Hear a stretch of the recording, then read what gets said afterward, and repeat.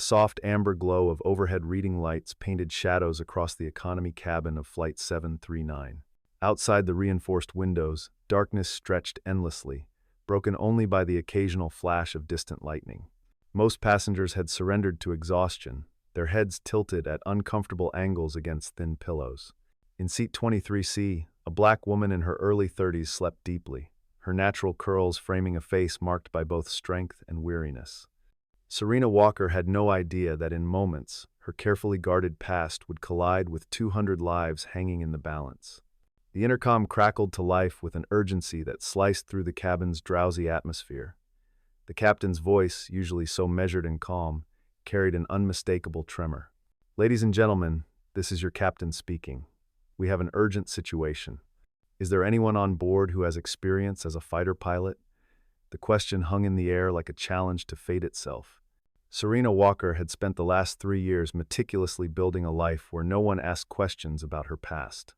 At 32, she possessed the kind of quiet confidence that came from having faced death and survived, though the survival had cost her more than anyone could see.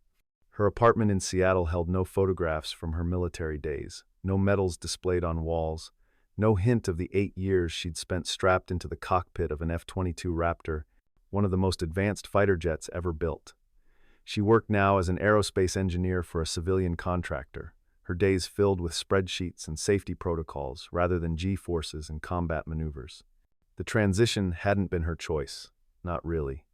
The moment that changed everything still visited her dreams, Lieutenant Sarah Chen's voice crackling through the radio, calm even as her aircraft spiraled toward the Syrian desert. "Get out of here, Walker. That's an order." Sarah had turned her damaged fighter into a shield, drawing enemy fire while Serena escaped. The official report called it heroic. Serena called it the day her best friend died because of her miscalculation. The guilt had eaten through her confidence like acid through metal, until flying became impossible.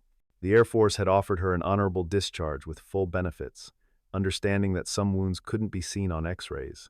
Captain Henry Caldwell represented everything stable about commercial aviation. At 50 years old, with silver threading through dark hair and laugh lines earned from 30 years in the sky, he had guided thousands of flights through storms, mechanical issues, and every conceivable challenge. His voice had calmed nervous flyers through turbulence that would make most people pray. His hands, steady as surgical instruments, had never failed him. Until tonight. In the cockpit, warning lights painted his face red as system after system reported failures that shouldn't be possible. The first officer, James Morrison, barely 28 and still green despite his credentials, was running through emergency checklists with fingers that trembled slightly. They both knew what the instruments were telling them, even if neither wanted to voice it aloud. This wasn't just a mechanical failure. This was a cascade, the kind of systematic breakdown that pilots discussed in hushed tones, the nightmare scenario that training could only partially prepare you for.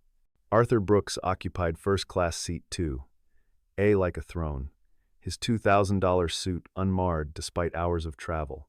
At 45, he had built his fortune on a simple principle. Never show weakness, never admit ignorance, and always maintain superiority. His business empire stretched across 3 continents, built on aggressive takeovers and a reputation for crushing opposition. He viewed the world through a lens of hierarchy, where he inevitably sat at the top. Women, particularly women of color, occupied a space in his worldview somewhere between decoration and servitude. The liberal media might preach equality, but Arthur knew better. Success came to those who deserved it, and deserving had a very specific look in his mind. The captain's announcement had barely registered some technical issue that would delay his meeting in Seattle, no doubt. These pilots were all the same, overcautious and overdramatic. His fingers drummed impatiently on the armrest, already composing the complaint letter he would send to the airline's CEO, a golf buddy who would ensure heads rolled for this inconvenience. Nathan Carter sat in economy seat 31B, his military bearing evident even in the cramped space. At 37, he had transitioned from active duty to the reserves, but the instincts remained sharp. Something about the woman in 23C had caught his attention earlier, not in a romantic way, but in the way soldiers recognized each other, a certain alertness even in sleep, a positioning that kept exits in peripheral vision. He had seen her type before, operators who had gone deep and come back different. The captain's request for a fighter pilot sent a chill down his spine. Commercial pilots didn't ask for fighter pilots unless something had gone catastrophically wrong. His mind raced through possibilities, each worse than the last. His phone still had the article he'd read 3 years ago, saved because the story had moved him a female F-22 pilot who had become the youngest squadron leader in Air Force history, whose tactical brilliance had saved countless lives, whose sudden resignation had sparked dozens of conspiracy theories. The grainy photograph showed a woman receiving a distinguished flying cross, her face partially obscured but the determination unmistakable. The first violent shake hit the aircraft like an invisible fist, sending overhead compartments rattling and dropping oxygen masks like yellow jellyfish from the ceiling. The sound that followed, a grinding, metallic shriek from the left engine, confirmed every passenger's worst nightmare. This wasn't turbulence. This was mechanical failure at 35,000 feet.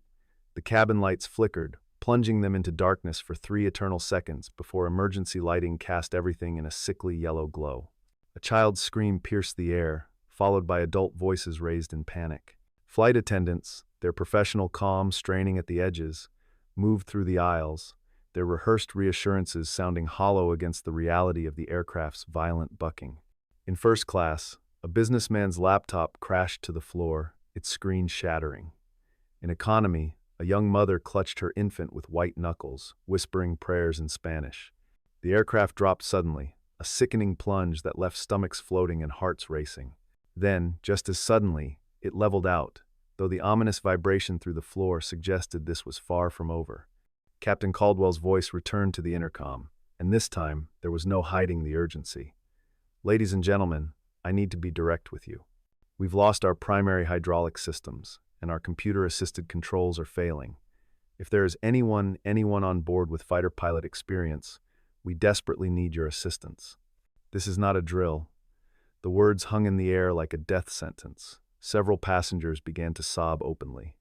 Others grabbed their phones, trying to send final messages despite having no signal. Arthur Brooks's voice cut through the chaos, dripping with disdain. "Oh, wonderful. We're all going to die because these incompetent pilots can't handle their own aircraft. What's next?" asking if anyone knows how to fly a paper airplane. His words, meant to project strength, only amplified the fear. A flight attendant approached him, suggesting he remain calm, but he waved her off with a dismissive gesture. "Don't tell me to be calm. I have a $40 million deal closing tomorrow. Someone better fix this disaster." Serena's eyes had opened at the first shudder, her body responding to danger before her mind fully engaged. Years of combat training didn't simply disappear. She listened to the engine's death rattle, felt the specific vibration pattern through her seat, recognized the telltale signs of hydraulic failure in the way the aircraft responded sluggishly to what must be frantic control inputs from the cockpit. Her mind ran through the Boeing 767 systems, from memory-redundant hydraulics, fly-by-wire controls, backup mechanical systems. If they'd lost primary and secondary hydraulics, the pilots would be wrestling with mechanical controls alone, like trying to arm wrestle a giant. The captain's second plea made her stomach clench. She knew what he wasn't saying. Without computer assistance and with compromised control surfaces, landing this aircraft would require the kind of stick and rudder skills that modern commercial pilots rarely needed. Fighter pilots, on the other hand, trained for catastrophic system failures, for flying broken aircraft home. Nathan watched the woman in 23C, saw the way her hands gripped the armrests, not in fear but in preparation. He had made his career reading people, and everything about her screamed military training. When she finally stood, moving with the controlled grace of someone accustomed to high-stress situations, he knew his suspicion was correct. "I'm a fighter pilot," she said, her voice carrying the kind of authority that cut through panic. The cabin turned toward her as one, hope and skepticism warring on faces. Arthur Brooks laughed, the sound ugly in the frightened space. You expect us to believe that you're a fighter pilot? What did you fly? A toy drone."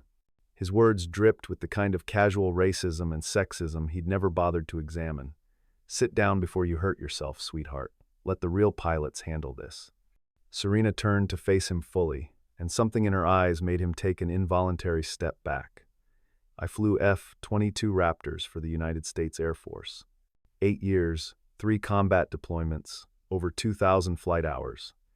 I've landed aircraft with no engines, with no hydraulics, and once with half a wing shot off. So yes, Mr. Brooks, I expect you to believe it, because right now, I might be the only thing standing between everyone on this plane and the ground coming up at 500 miles per hour. The cabin fell silent. Even the crying children seemed to pause. Nathan stood up then, his voice carrying the authority of someone used to being heard. I recognize her. Major Serena Walker, awarded the Distinguished Flying Cross for extraordinary heroism in Afghanistan. She saved an entire convoy by drawing enemy fire in a damaged aircraft. He looked directly at Arthur. So maybe, just maybe, you should shut your mouth and let her save your worthless life. The walk to the cockpit felt like miles, though it was only 40 feet. Every eye followed Serena, some filled with desperate hope, others with lingering doubt. She could feel their need pressing against her, 200 souls looking for a miracle. The cockpit door opened to reveal organized chaos. Captain Caldwell looked up, his professional composure cracking with relief at the sight of her. Thank God. Please tell me you're really a fighter pilot. She stepped into the cramped space, immediately assessing the instrument panel. Multiple system failures cascaded across the displays, red warnings competing for attention. Major Serena Walker, former F-22 pilot. What's your situation? The first officer moved aside without being asked, recognizing competence when he saw it.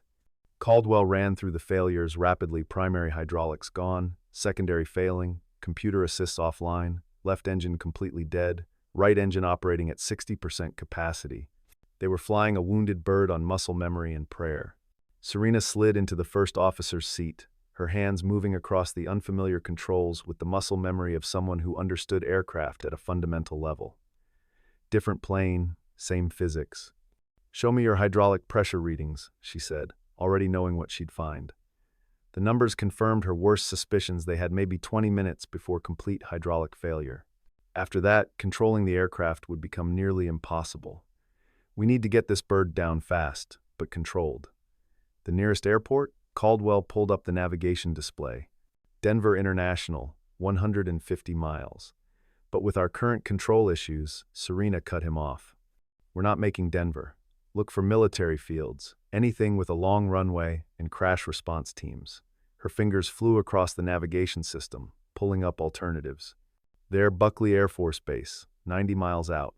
She knew it well, had landed there during training exercises. They had the facilities to handle an emergency of this magnitude. The memory hit her without warning as she reached for the control yoke. Sarah's voice, clear as if she were sitting right there. You've got the best hands in the squadron, Walker. Trust them. They'd been flying a training exercise, Serena's aircraft suffering a simulated catastrophic failure. Sarah had talked her through it, calm and steady, building her confidence when doubt crept in.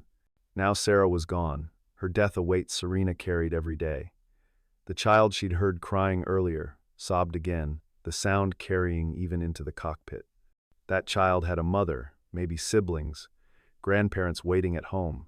200 people who'd trusted an airline to deliver them safely, who had no idea that their survival now depended on a woman who'd sworn never to fly again. Her hands trembled for just a moment before steadying. Sarah had died to save others. The least Serena could do was try to live for the same reason. Captain Caldwell watched her work, professionalism overcoming his initial skepticism. What do you need from me? Serena's response was immediate. You know this aircraft better than I do. I know how to fly broken planes. Together, we might pull this off. She turned to address both pilots. We're going to have to fly this manually, no computer assistance. It's going to be like wrestling a bear, but it's possible. Captain, I need you to handle engine management and what's left of the hydraulics. First Officer Morrison, you're on communications. Declare an emergency, get Buckley prepared for us, and keep the passengers informed but calm. The plane lurched suddenly, dropping 200 feet in seconds. Serena's hands moved instinctively, correcting the Dutch roll before it could develop into something worse. We're also hitting wind shear from that storm system. This is going to get worse before it gets better. The storm announced itself with a violence that made the earlier turbulence seem gentle. The aircraft slammed into a wall of vertical wind shear, the nose pitching up dramatically before dropping like a stone. In the cabin, screams erupted anew as unsecured items became projectiles. The overhead bins, already stressed from the earlier turbulence, began to fail, spilling luggage into the aisles. Lightning erupted around them, sheets of electric blue that illuminated the cabin in strobe-like flashes, revealing faces twisted in terror. The aircraft rolled 30 degrees to the left, fighting Serena's every input. This was why they needed a fighter pilot commercial aviation trained for stability, for smooth flight. Fighter pilots trained for chaos, for keeping unstable aircraft in the air through sheer will and skill. Serena's world narrowed to the essential altitude, airspeed, angle of attack. Her hands moved in constant small adjustments, feeling the aircraft's responses through the yoke like a living thing. This was nothing like the F-22's fly-by-wire precision. This was old-school flying, the kind her instructor had called stick and rudder truth. The 767 wanted to enter a death spiral, the failed engine creating asymmetric thrust, the compromised hydraulics making every control input a suggestion rather than a command. She fought it with techniques learned in supersonic combat, using the aircraft's own momentum against itself, turning disadvantage into barely controlled flight. "Right engine temperature climbing," Caldwell reported, his voice tight. "We're pushing it too hard." They both knew what he meant: lose the right engine, and no amount of skill would keep them airborne. "Throttle back to 50%, Serena ordered, already compensating for the reduced thrust with a slight nose-down attitude.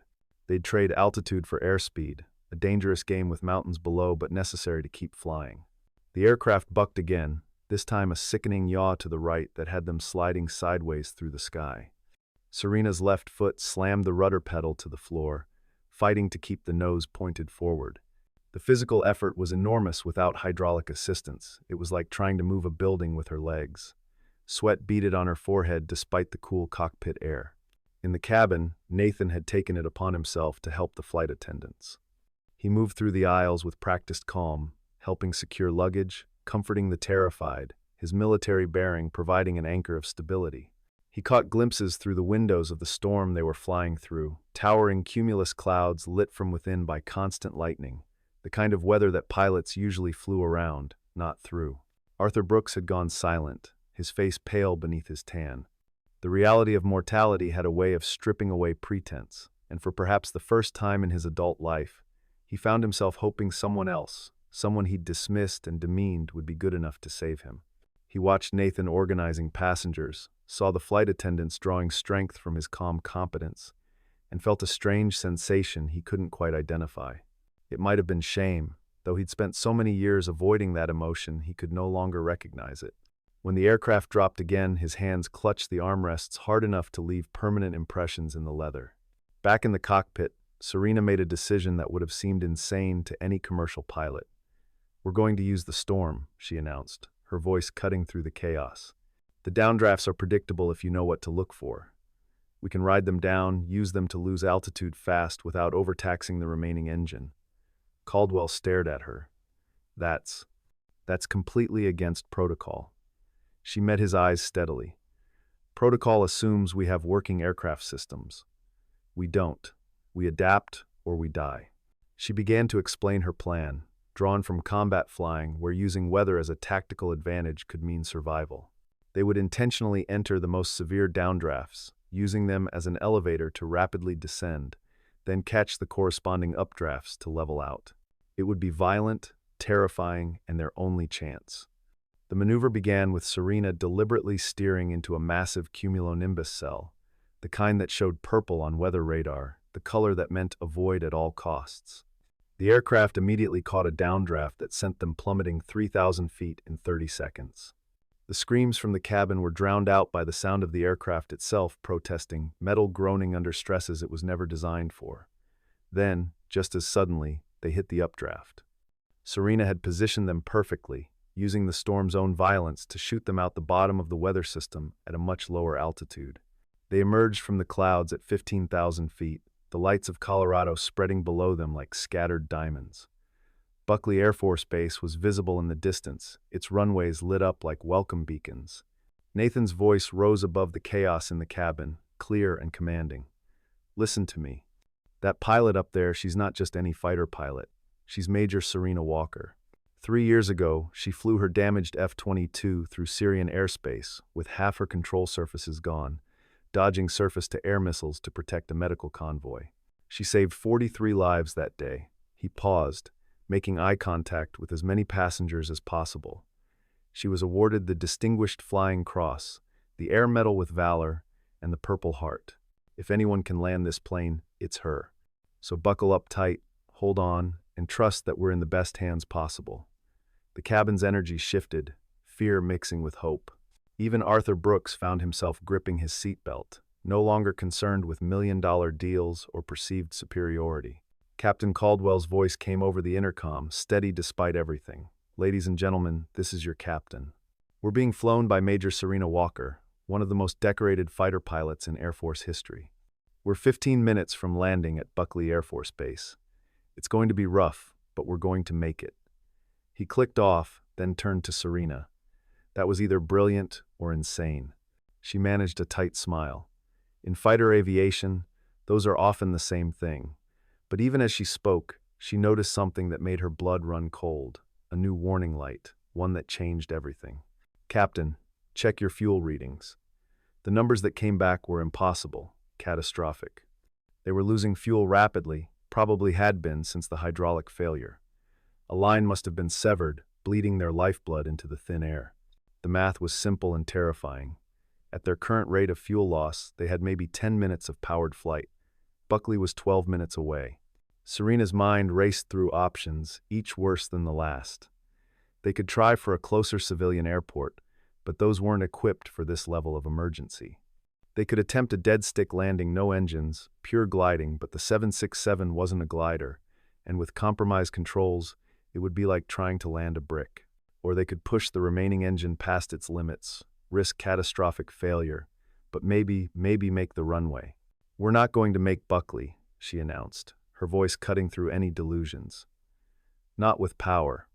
Arthur's voice crackled over the intercom from first class. He'd somehow gotten access to the system. "This is exactly what I expected. Incompetent pilots, and now some woman pretending she can." Nathan's voice cut him off, loud enough to be heard even in the cockpit. "Shut your mouth, Brooks. That woman is the only reason we're not already dead. If you can't help, at least don't make things worse." Other passengers joined in, shouting Brooks down, their fear transformed into protective anger for the pilot fighting to save them. Arthur sank back into his seat, suddenly very small and very alone, despite the packed cabin around him.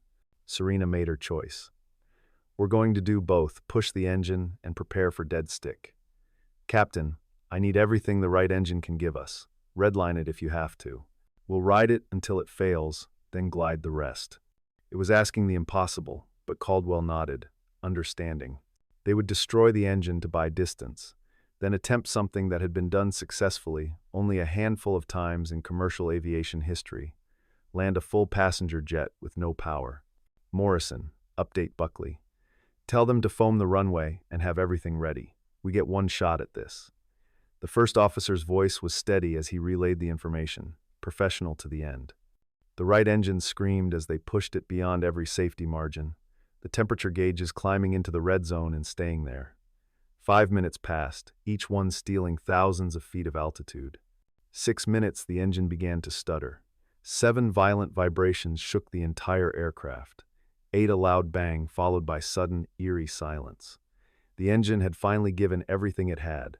They were now a 200-ton glider, falling toward Earth with all the aerodynamic grace of a filing cabinet. Serena's hands never stopped moving, tiny adjustments keeping them aligned with Buckley's runway, now visible in the distance but impossibly far away. "Gear down," she ordered, knowing it would increase drag but needing the landing gear locked before they lost all hydraulic pressure. The gear dropped and locked one small victory. They were at 3,000 feet, 5 miles from the runway. The math was brutal but possible if she flew perfectly, if the wind helped, if the control surfaces held. The aircraft was eerily quiet without engines, just the sound of wind rushing past and 200 people breathing in unison.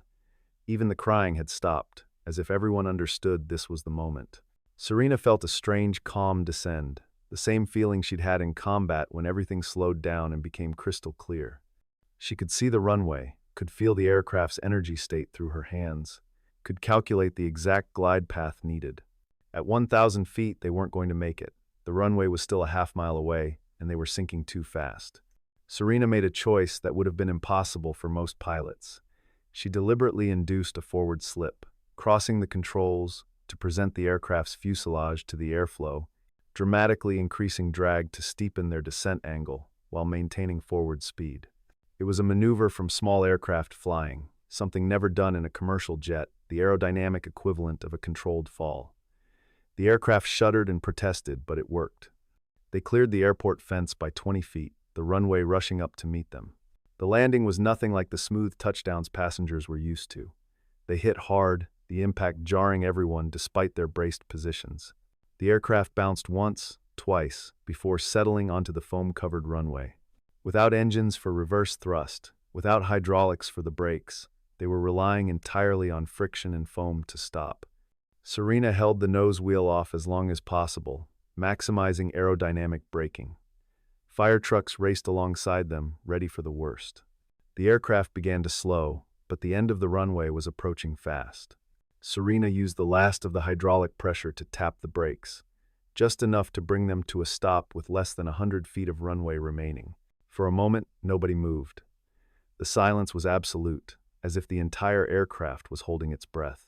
Then someone started clapping Nathan, standing in the aisle with tears streaming down his face. The applause spread like wildfire, mixed with sobs of relief and joy.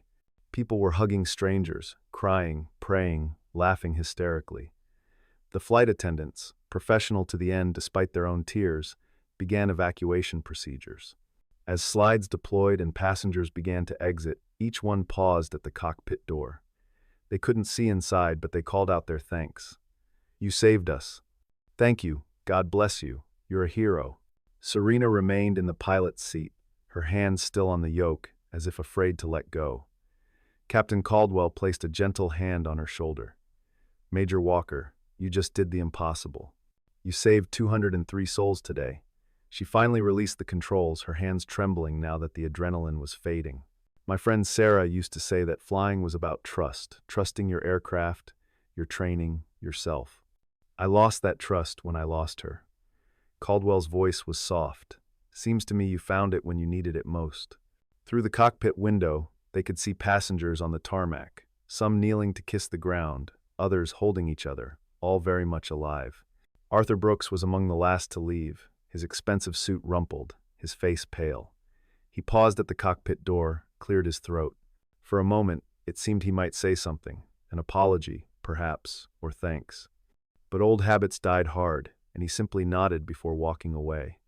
Nathan caught up with him on the tarmac. "You know what your problem is, Brooks? You've spent so long looking down on people, you never learned to look up to anyone." Arthur didn't respond, but something in his expression suggested the words had landed. He walked away alone while around him. Families reunited, strangers became friends, and life continued a gift from an unlikely hero. As Serena finally emerged from the aircraft, a small child broke free from her mother and ran to her, wrapping tiny arms around her legs. "Thank you for saving us," the little girl said, her voice muffled against Serena's pants. Serena knelt down, meeting the child's eyes, and for the first time in 3 years, smiled without the weight of guilt. "You're welcome, sweetheart." The child's mother approached, tears streaming down her face, unable to speak but clutching Serena's hands in wordless gratitude. Around them, emergency responders began their work, but the crisis was over. They were all going home. First Officer Morrison found Serena sitting alone on a concrete barrier, watching the disabled aircraft being towed away. "The NTSB will want to debrief you," he said, sitting beside her. "The media too. You're going to be famous." Serena shook her head. "I don't want fame. I just wanted everyone to live." Morrison studied her for a moment. "Why did you quit flying?" She was quiet for so long he thought she wouldn't answer. "I lost someone. My wingman, my best friend. She died saving me, and I couldn't. I couldn't sit in a cockpit without seeing her face, hearing her voice.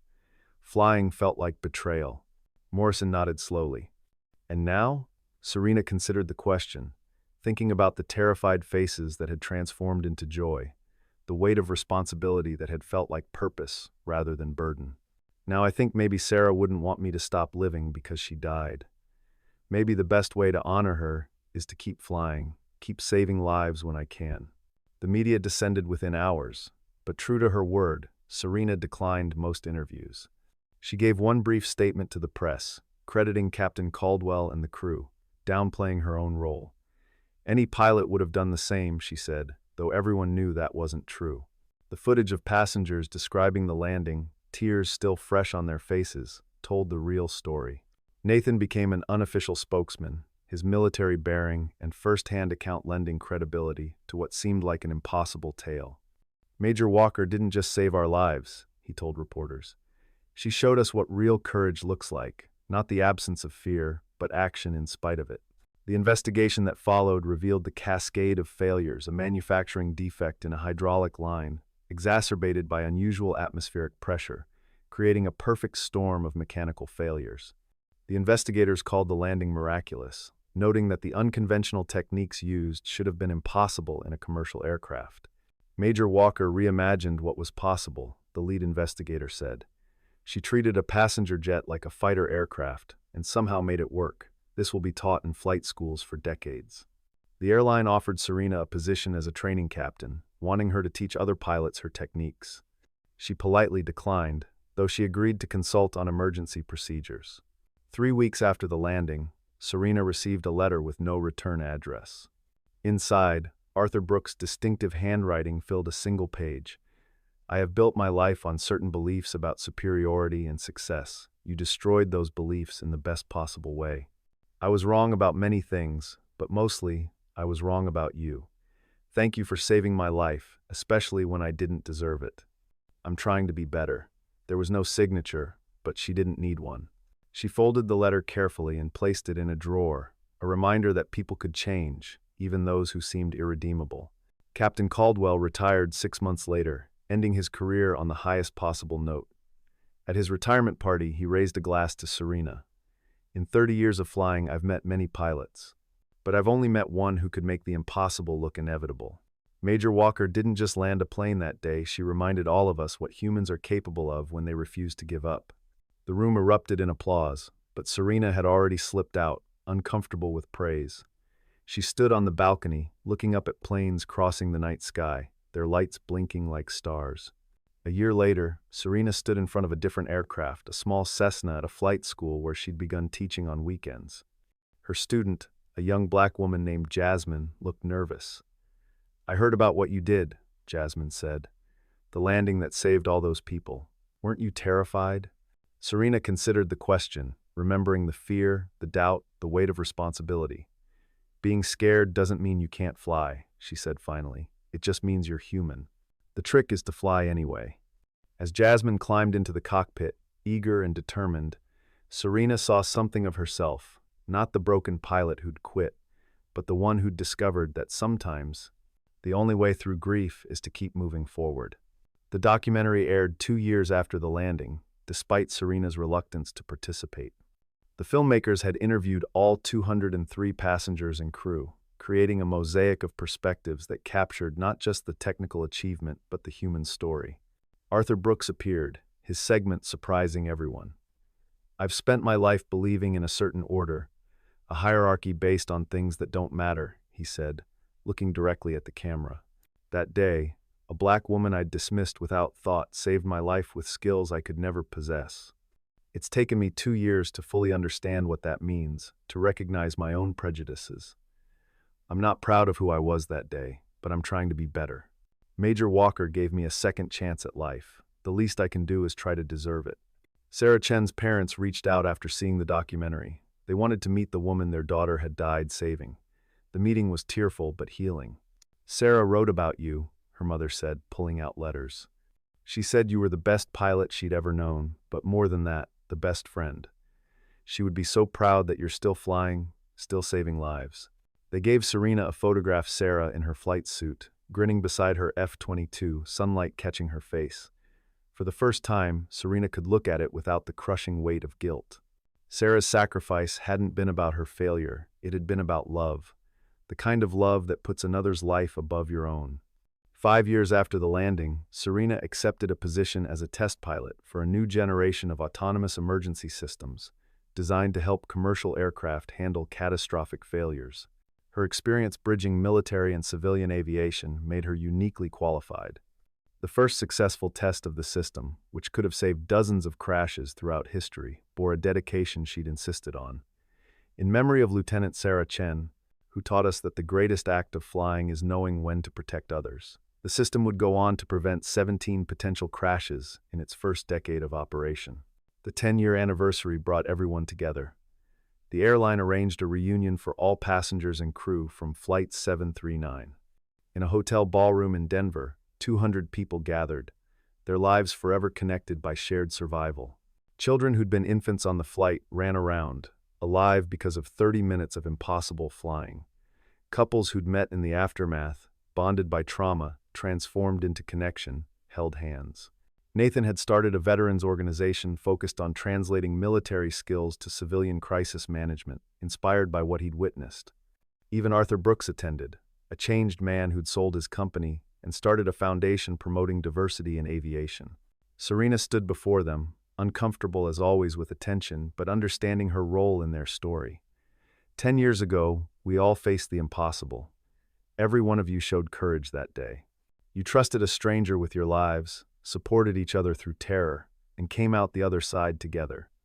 Yes, I flew the plane, but you gave me the strength to do it. Your faith, even when you were afraid, lifted us all. She paused, seeing Sarah's parents in the front row, there as honored guests. Someone once told me that flying is about trust.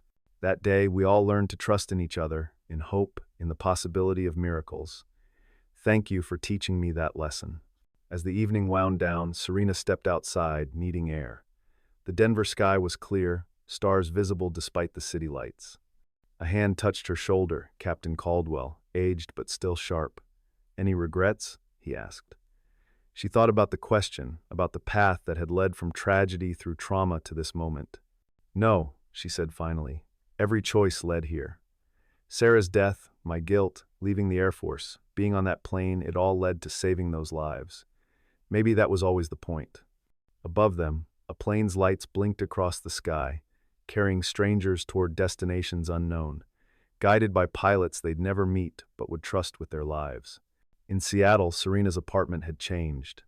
The walls now held photographs not just from her military days, but from after, pictures with Jasmine, who'd become a commercial pilot, group photos from the annual reunion, a framed letter from a child who'd been on the flight, now in college studying aerospace engineering because I want to be brave like you.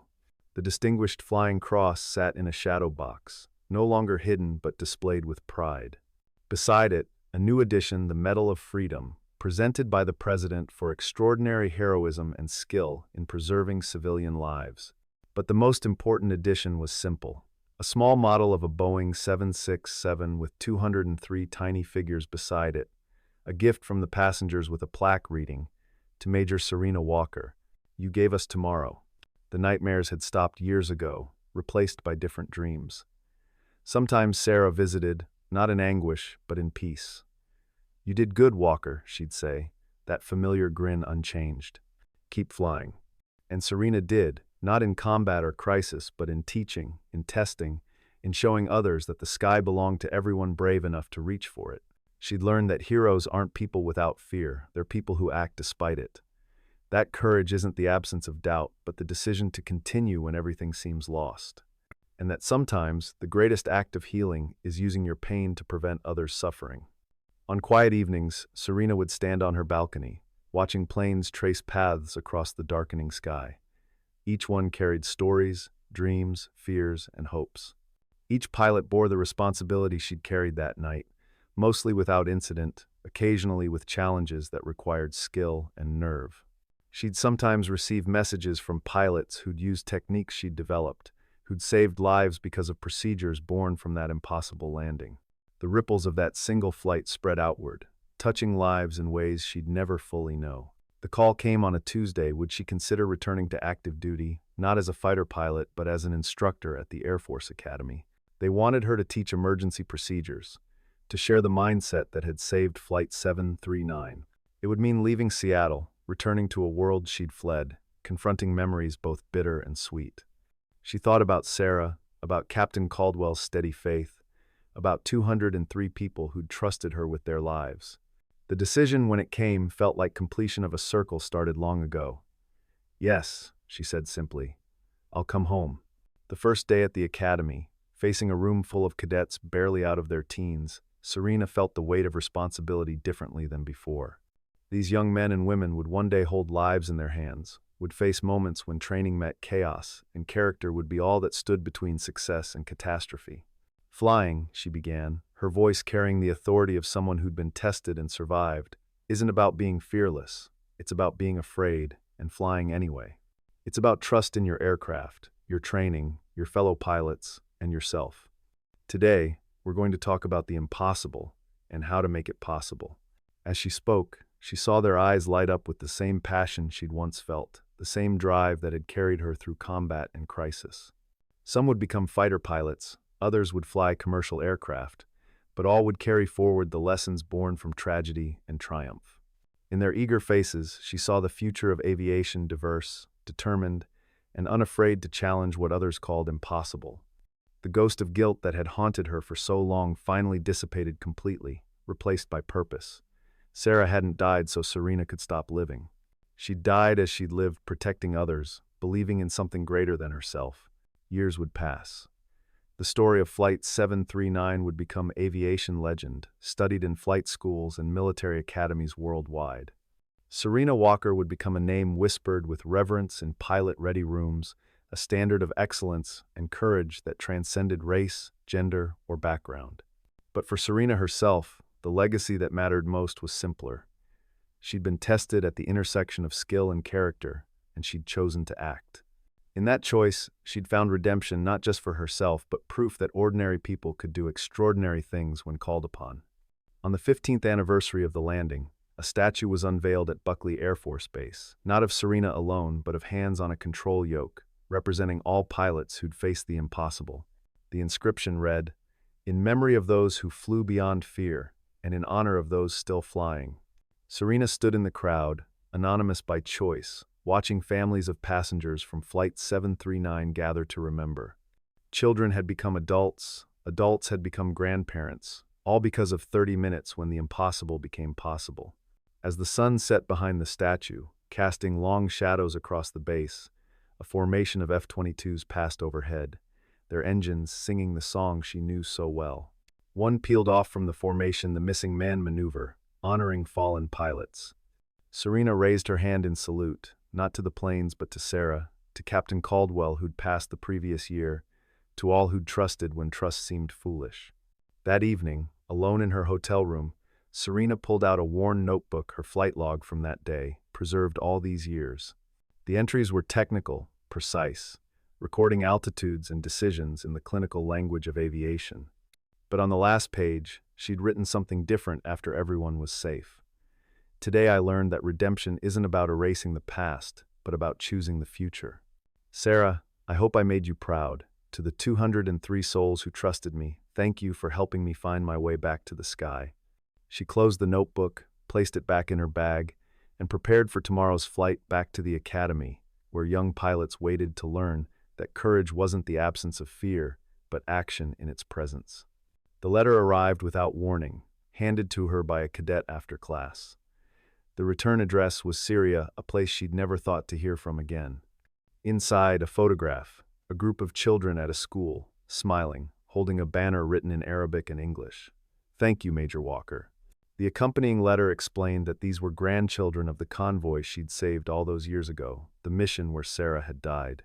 They'd grown up hearing the story of two brave pilots who'd risked everything to protect their grandparents. Now they wanted her to know that because of her sacrifice and Sarah's, 3 generations lived. The circle was complete, from loss to salvation, from guilt to purpose, from one life given to hundreds saved. Serena kept teaching, kept flying, kept inspiring until age finally grounded her. But even then, her influence continued through the thousands of pilots she'd trained, each carrying forward the lesson that when everything goes wrong, when systems fail and hope fades, there's always one more thing to try, one more card to play, one more reason to fight. The sky, she'd taught them, didn't care about your race, gender, or background. It only cared about your skill and determination. And in those moments when the impossible loomed, when the ground rushed up and options ran out, They would remember the woman who'd shown them that miracles weren't magic, they were just refusing to give up. In her final years, living quietly in a small house near the academy, Serena would often sit on her porch, watching cadets practice overhead, their aircraft painting contrails across the Colorado sky. Sometimes former students would visit, now instructors themselves, bringing stories of lives saved using techniques she'd taught. The wall of her study filled with letters from passengers of Flight 739 and their descendants' births, graduations, weddings, lives lived because of 30 minutes of impossible flying. When asked about her legacy, she would smile and say, "I just did what needed doing." But everyone knew better. She'd done what others thought impossible, and in doing so, had proven that heroes aren't born, they're forged in moments of crisis, shaped by choice, and defined by their refusal to accept defeat. When Serena Walker passed peacefully in her sleep at age 87, the memorial service filled an aircraft hangar, thousands gathering to honor a woman who'd embodied the best of aviation and humanity. Fighter jets and commercial aircraft shared the tarmac outside, a visual reminder of the bridge she'd built between two worlds. Speakers included admirals and airmen, passengers from Flight 739 and their children, cadets who'd become generals, and civilians whose lives she'd touched. But the most moving tribute came from Jasmine, her first student after the crash, now a senior captain with 30 years of safe flights. Major Walker taught me that flying isn't about conquering the sky, it's about respecting it, understanding it, and sometimes negotiating with it for the lives in your care. She showed us that true strength isn't never falling, it's always getting back up. As the service ended, a lone F-22 flew overhead, executing a perfect barrel roll before climbing straight up, disappearing into the sun, a pilot's farewell to one of their finest. The maneuver was one Serena had perfected, one she'd taught to countless students, one that symbolized the joy of flight when fear had been conquered. In the silence that followed, many swore they could hear her voice, carried on the wind.